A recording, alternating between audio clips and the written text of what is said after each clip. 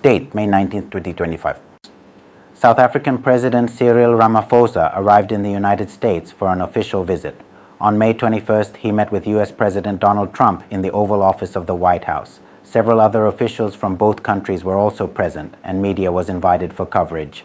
Initially, the conversation between the two leaders started off at a slow pace, but soon escalated into a heated argument. Trump accused Ramaphosa of allowing white genocide in South Africa, linking the deaths of some white farmers to a larger racial conspiracy. Ramaphosa repeatedly clarified that these were criminal incidents that affected both white and black farmers alike and should be treated as such. However, Trump was not convinced and kept interrupting Ramaphosa's points. At one point, the lights in the Oval Office were dimmed and some videos were played. Trump also brought out newspaper clippings, which he presented as so-called evidence of white genocide. Throughout this dramatic exchange, Ramaphosa tried to maintain composure. Leading a relatively less powerful nation, he even offered that South Africa's mineral resources could benefit the U.S. economy. Still, Trump's body language clearly showed that he was attempting to dominate Ramaphosa. After the meeting, U.S. and international media fact-checked Trump's claims and the so-called evidence he presented. It was found that many of the clips and news items had been distorted or taken out of context. Once again, the controversial term white genocide became a topic of public discussion. Elon Musk, a known Trump ally, has also raised this issue multiple times.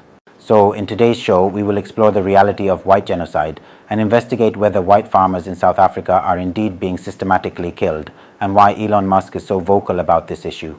Where did the term white genocide come from? South Africa was once an apartheid state where racial discrimination against black people was institutionalized. White supremacists, people who believed in the superiority of the white race, dominated the government. Not all white people were part of this, only those who subscribed to white supremacy. Apartheid ended in 1994, putting an end to these systemic inequalities. However, many former white supremacists coined the term white genocide as a fear-mongering tactic, suggesting that white people were now being systematically killed. Some far-right groups also picked up on this narrative. Despite the noise, there is no concrete evidence supporting claims of white genocide in South Africa. Fast forward to 2025. Donald Trump was re-elected as president in January. It's said that a significant portion of his voter base includes white supremacists. He brought Elon Musk into his administration, and in March 2025, Musk publicly echoed Trump's concerns, claiming a South African political party was promoting white genocide.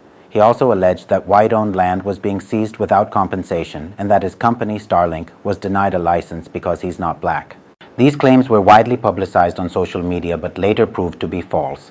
In March, a few dozen white South Africans migrated to the U.S., claiming harassment and land threats. While media presented it as a massive exodus, the reality was that over 4.5 million white South Africans still live in the country, and most deny facing any such threat. Despite this, Trump publicly embarrassed Ramaphosa and accused him of supporting genocide. Several of Trump's claims were disproved by American media. False claim 1. White farmers are being killed in large numbers. Reuters reported that South Africa has one of the highest murder rates in the world, with an average of 72 murders per day in a population of around 60 million. In 2014, there were 26,232 murders, only 8 of which involved farmers. Whether these farmers were white or black remains unclear. A white farmers organization, TLUSA, said only 1,363 white farmers were killed from 1990 to 2025, about 40 per year, which is less than 1% of total murders. False claim 2. The government is seizing white-owned land without compensation. Trump and Musk claimed that white farmers were being stripped of their land without compensation and that the land was being redistributed to black South Africans. The reality is, due to colonialism and apartheid, about 75% of privately owned farmland in South Africa is still held by white people who make up less than 7% of the population. Meanwhile, black South Africans, who are nearly 80% of the population, own just about 4% of the land. In January 2025, Ramaphosa's government introduced a law that allows land to be expropriated in the public interest, sometimes without compensation. However, the law has not yet been applied in any case, and it does not mention targeting white-owned land specifically. False claim 3. Inciting songs promote violence against white people. Trump showed a video of South African leader Julius Malema singing "Kill the Boer," a controversial song once sung by anti-apartheid activists. The song has historical context. It was part of the struggle against colonialism and apartheid and symbolized resistance. It is not a call to violence in the modern legal sense, but is still divisive. The show continues by exploring the historical context and current implications of these claims. It concludes that the notion of white genocide in South Africa is not backed by credible evidence and has been politically weaponized by certain groups in the US and South Africa alike.